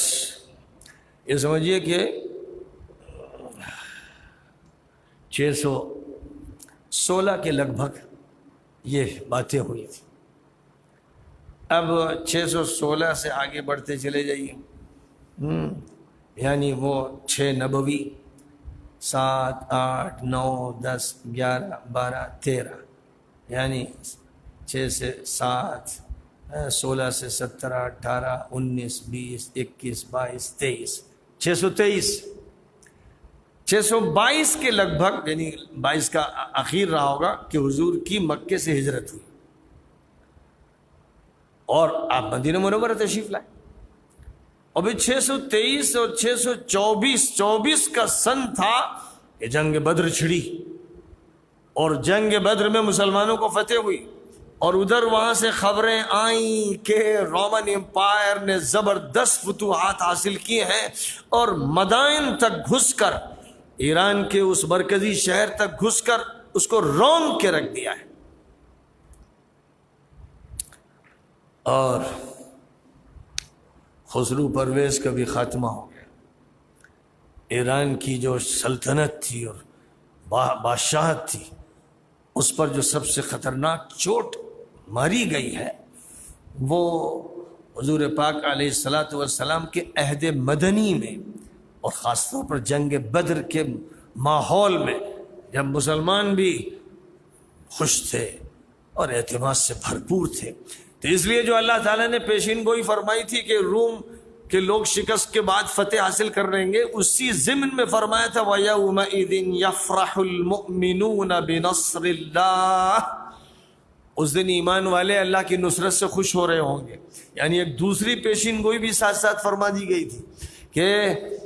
جس کے بارے میں ابھی تم لوگ جانتے بھی نہیں ہو کہ مدینہ منورہ سے تمہیں آگے بڑھ کر بدر کے میدان میں ان کافروں سے، ان کے لیڈروں سے لڑنا ہوگا، اور اس لڑائی میں تمہیں فتح ہوگی، تمہیں نصرت ملے گی، اور ان کا حال یہ ہوگا کہ سَيُهْزَمُ الْجَمْعُ وَيُوَلُّونَ الدُّبُرَ، انہیں شکست ہوگی اور یہ پیٹ پھیر کے بھاگیں گے. یہ بھی لوگ اپنی آنکھوں سے دیکھ رہے تھے. حضور صلی اللہ علیہ وسلم نے اسی لیے صحابہ سے ایک موقع پر یہ فرمایا تھا کہ سن لو اے میرے صحابہ، تم دیکھ رہے ہو، مجھے دیکھ رہے ہو، معجزات دیکھ رہے ہو، اگر تم نے دین کے 10ویں حصے کو بھی چھوڑا، عمل میں کوتاہی کی، تو تمہاری سخت ترین پکڑ ہوگی. بعد میں جو لوگ آئیں گے جنہوں نے مجھے نہیں دیکھا، معجزات کو نہیں دیکھا، پیشین گوئیاں نہیں سنی، ان کے وجود میں آنے کو نہیں دیکھا، وہ اگر دین کے 10ویں حصے پر بھی عمل کر لیں گے تو نجات پا جائیں گے. یا آپ نے بتایا توازن. بہرحال یہ تھا بڑا تاریخی اور تاریخ ساز واقعہ. اور پھر تو جو پرشین امپائر کے بکھرنے کا عمل ہوا ہے کہ حضور اکرم صلی اللہ علیہ وسلم جب بستر بیماری پر تھے، بیماری سے گزر رہے تھے جس کو مرض الوفات کہا جاتا ہے، اسی وقت آپ کو اطلاع ملی تھی کہ کسرا، یعنی اس وقت کے ایران کے امپائر کا امپرر مار دیا گیا ہے، اور ایک عورت کو وہ لوگ حکومت سونپنے پر مجبور ہو گئے جس کا نام بوران ذکر کیا جاتا ہے. تو اس وقت نبی اکرم صلی اللہ علیہ وسلم نے فرمایا تھا لن يفلح قوم ولوا امرهم امرأة، وہ قوم کامیاب نہیں ہو سکتی ہے کہ جس کے ہاں مرد ہی ختم ہو گئے ہو، اب عورت کو حکومت سونپنے کی نوبت آ جائے، وہ قوم کامیاب نہیں ہوگی. یہ بات آپ نے اسی موقع پر فرمائی تھی اور ایران کے پس منظر میں فرمائی تھی، اور وہ ایک ظاہر ہے کہ حضور کی زبان سے نکلی ہوئی بات تو اسلام کا اصول بن جاتی. اسی لیے تمام علماء کے اس پر اتفاق ہوا کہ وزارت عظمیٰ اور صدارت جمہوریہ وغیرہ اور کمانڈر ان چیف کا عہدہ عورت کو نہیں دیا جائے گا. ایسا کوئی عہدہ جس میں وہ مردوں پر اس طرح حاوی ہو کہ بس مردوں ہی کے ساتھ اس کا خلا ملا ہو، مرد اس کے ماتحت ہو اور وہ ان پر حاوی ہو کر رہے، یہ بات اسلامی نظام میں نہیں. جو شعبے جات اس سے متعلق ہو سکتے ہیں، تعلیم کے، تربیت کے اور خواتین کی اصلاح کے، اور بہت سے میدان ایسے ہیں جو ان سے متعلق، وہ اس کو سونپے جائیں گے. تو اس واقعے کا تذکرہ کرنے کے ساتھ ساتھ، یعنی ابھی اسی تسلسل میں بات یہ ہو رہی ہے کہ عام لوگوں کا حال کیا ہے. نامہ نگار، اخباری رپورٹر، ایڈیٹر، ریسرچر، اسکالرز، تحقیق کرنے والے، تجزیہ کرنے والے، یہ سب جو ہیں جن کے بڑے نام اور بڑے چرچے اور بڑے تذکرے ہوتے ہیں، ان کے بارے میں اللہ فرماتا ہے یعلمون ظاہرا من الحیات الدنیا وهم عن الآخرۃ هم غافلون. یہ پیشین گوئیاں اللہ کر رہا ہے، نبی سنا رہے ہیں، یہ کسی کے بس میں نہیں. ظاہری طور پر جو مادی چیزیں ہیں آنکھوں سے نظر آتی ہیں، ان پر لکھتے ہیں، بولتے ہیں، تبصرے کرتے ہیں، ڈیبیٹ کرتے ہیں، سیمینار کرتے ہیں، کانفرنسیں کرتے ہیں، جگالی کرتے ہیں، بکواس کرتے ہیں، لیکن آئندہ کیا ہوگا؟ بات کا جو دور ہے وہ آخرت، بات کا دور آخرت کے عمل کو شروع کر دیتا ہے، پھر اس کے بعد کا، پھر اس کے بعد کا، تاں کہ انسان قبر میں پہنچ جائے اور تاں کہ وہ محشر کا عالم بپا ہو، یہ سب آخرت ہے. تو بات کے دور کے بارے میں کچھ نہیں جانتے. بڑے بڑے فلسفی اور لال بجکڑ جو ہیں، ان سے اگر آپ بات کے سلسلے میں پوچھیے تو اپنی ذات کے بارے میں ڈنکے کی چوٹ پہ نہیں کہہ سکتے کہ اتنے دن ٹھیک رہوں گا اور اتنے دن بیمار رہوں گا، یا کبھی بیمار نہیں ہوں گا اور موت مجھے اتنے دن تک نہیں آئے گی. اپنی ذات کے بارے میں کوئی بات خم ٹھوک کر نہیں کہہ سکتے، اوروں کے بارے میں کیا کہیں. تو یعلمون ظاہرا من الحیات الدنیا، دنیا کی زندگی کی سطحی باتیں انہیں معلوم ہیں. وہم عن الآخرۃ، بعد کے دور کے مرحلوں کی باتوں سے یہ غافل ہیں، کچھ پتہ نہیں۔ اب انہیں اللہ بتا رہا ہے، یعنی سورۃ الروم میں فرمایا گیا کیا؟ جو اللہ کہہ رہا ہے کہ رومیوں کو فتح ہوگی، یہ بعد کے دور کی بات ہے۔ جو اللہ نے کہا تھا مکی دور میں کہ بدر میں تمہیں فتح ہوگی اور انہیں شکست ہوگی، کوئی اور کہہ نہیں سکتا تھا،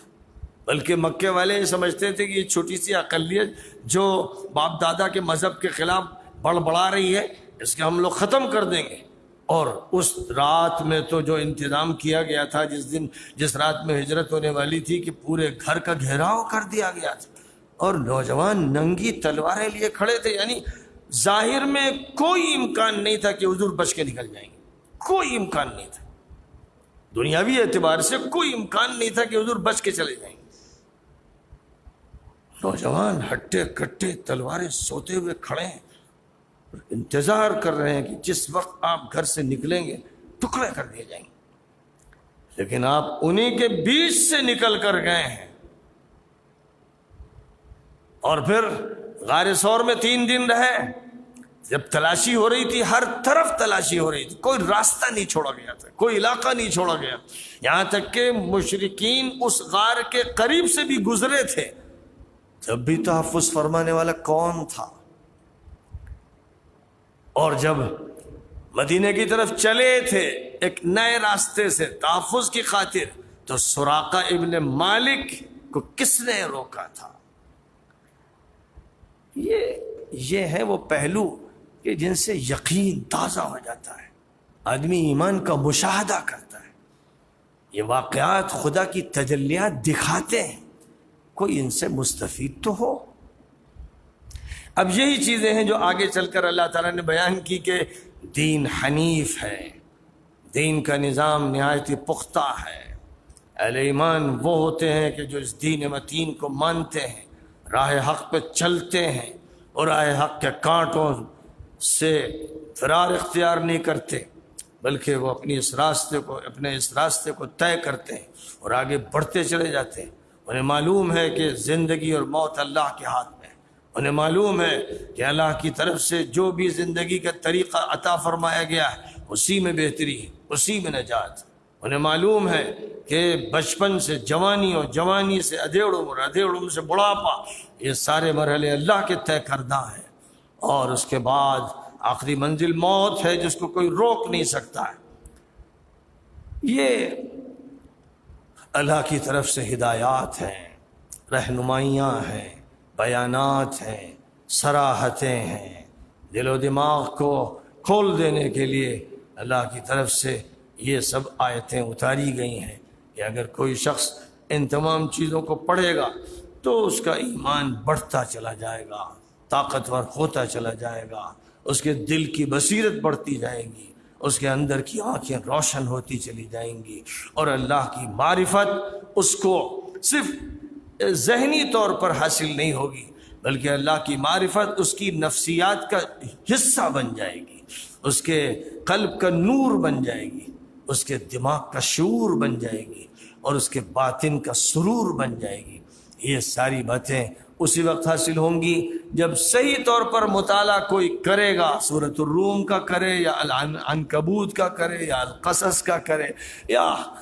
پہلے اور بعد میں نازل ہونے والی کسی بھی سورہ کو اس طرح پڑھے کہ وہ مشاہدہ کرے قدرت الہی کا، تو پھر اس کے لیے معرفت الہی تک پہنچنے میں دیر نہیں لگے گی۔ وآخر دعوانا ان الحمد للہ رب العالمین۔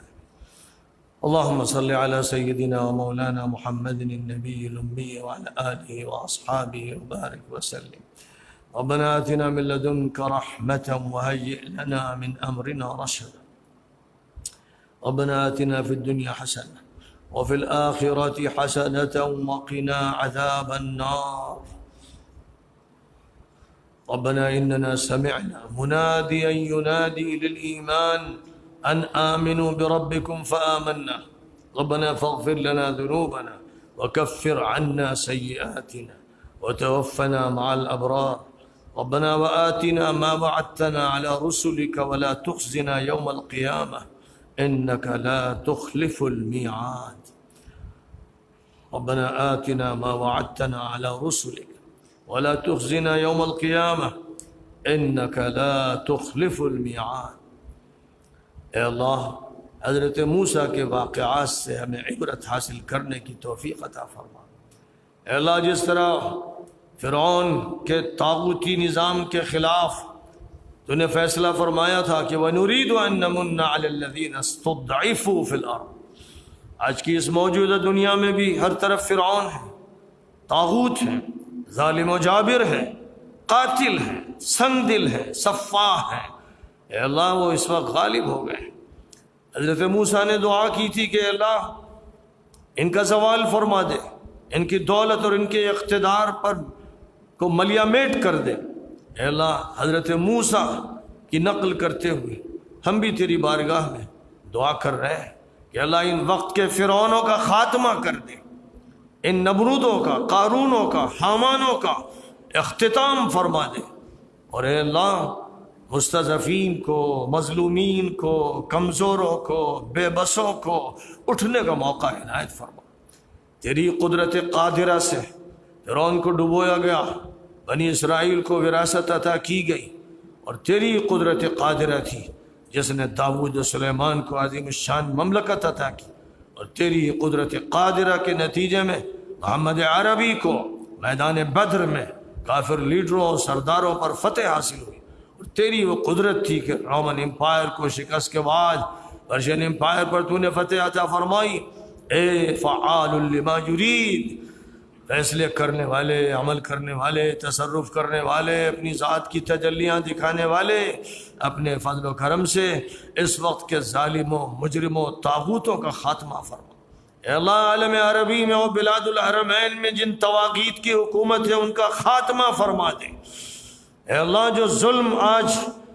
فرعون کے بنی اسرائیل پر ظلم کی طرح جو ظلم اس وقت وہ صلحاء پر، مومنین پر، مسلمانوں پر، کمزوروں پر، علماء پر، دین کے داعیوں پر، مبلغوں پر، طلباء پر جو ظلم کر رہے ہیں، اور یہ دنیا اس کا مشاہدہ کر رہی ہے، لیکن نفاق کی دنیا، کالے کرتوتوں کی دنیا، سیاہ دل والی دنیا، شیطانی دنیا ایسے ہی مجرموں کے ساتھ کھڑی۔ اے اللہ اپنی قدرت کا مظاہرہ فرما کر ان فرعونوں کو، ان کا ساتھ دینے والوں کو، ان کی پشتی بانی کرنے والوں کو اے اللہ وہی سزا دے جو فرعون کو دی، عاد کو دی، سمود کو دی، قوم لوط کو دی۔ سورۃ القصص میں اور سورۃ العنکبوت میں جن سزاؤں کا تذکرہ فرمایا گیا، اے اللہ جس طرح تو پہلے قادر تھا آج بھی ہے، تیری قدرت کو کہنگی نہیں، تیری قدرت میں فرسودگی نہیں، تیری قدرت کو زوال نہیں۔ اے اللہ اپنی قدرت کا اظہار فرما کر کمزوروں کی مدد فرما۔ اے اللہ جو جیلوں میں ہیں ان کو رہائی عطا فرما، مرسی کو، شیخ بدی کو، سلمان العودہ کو، عوض القرنی کو، علی عمری کو، اور بڑے بڑے علماء کو، کتنے ہیں جن کے نام بھی سب کو یاد نہیں۔ اے اللہ ان سب کو، صلحاء کو، خواص کو، عوام کو، اہل ایمان جوانوں کو جیلوں سے رہائی عطا فرما، اور فرعونوں کا خاتمہ فرما، مجرموں کا خاتمہ فرما۔ اے اللہ آل سیسی کا، آل سعود کا، آل نہیان کا خاتمہ فرما دے، زمین کو ان سے پاک فرما، ان کے ظلم سے، ان کے پاپ سے، ان کے جرائم سے پاک فرما۔ اے اللہ اپنی قدرت قاہرہ کے ذریعے سے ان کا فیصلہ فرما، اور مظلوموں کی مدد فرما، ان کی نصرت فرما، ان کے گھر والوں کو، ان کے بچوں کو، ان کی بیویوں کو، ان کے بوڑھے باپ کو، ان کی تڑپتی ماں کو راحت عطا فرما، عافیت عطا فرما، اور پوری امت کو شعور عطا فرما، حمیت عطا فرما، غیرت عطا فرما۔ اے اللہ امت کے وہ لوگ جو علم دین کی طرف منسوب ہیں، افتاء کی طرف منسوب ہیں، اور ان کا شعار بے غیرتی ہے، بے حمیتی ہے، ظلم پر خاموشی ہے، اور خفیہ طور پر اس کا ساتھ دینے کا عمل ہے، اے اللہ ان کی اصلاح فرما، اے اللہ اصلاح فرما، ان کی گونگی زبانوں کو حق بولنے کی قدرت عطا فرما، صلاحیت عطا فرما، توفیق عطا فرما۔ اے اللہ ہم سب کی حفاظت فرما، اوپر سے، نیچے سے، سامنے سے، پیچھے سے، دائیں سے، بائیں سے، ہم سب کی حفاظت فرما۔ اے اللہ ہمارے دینی کام کی، ہماری تعلیم اور تربیت کی، ہمارے مدرسوں کی، ہماری مسجدوں کی، اور پوری ملت کی حفاظت فرما اور اس کی نصرت فرما۔ اے اللہ جو مجاہدین دنیا میں کہیں بھی ہیں، خاص طور پر سرزمین فلسطین پر وقت کی سب سے بڑی دجالی طاقت سے مقابلہ کر رہے ہیں، اے اللہ ان کو غلبہ عطا فرما، فتح عطا فرما۔ ان میں سے جو شہید ہو چکے ہیں ان کو سید الشہداء کی رفاقت عطا فرما، جو جیلوں میں ہیں ان کو رہائی عطا فرما۔ اے اللہ پوری ملت کو ان کے ساتھ دینے کی توفیق عطا فرما۔ اے اللہ ہم میں سے جو گزر چکے ان کی مغفرت فرما۔ اے اللہ جو ہم میں موجود ہیں ان کو دین پر استقامت عطا فرما، ہمارے بیماروں کو شفا عطا فرما، اور ہم سب کو اے اللہ عافیت عطا فرما۔ ربنا تقبل منا انك انت السميع العليم وتب علينا انك انت التواب الرحيم، وصلى الله تعالى وسلم على خير خلقه محمد وآله واصحابه اجمعين۔ رمضان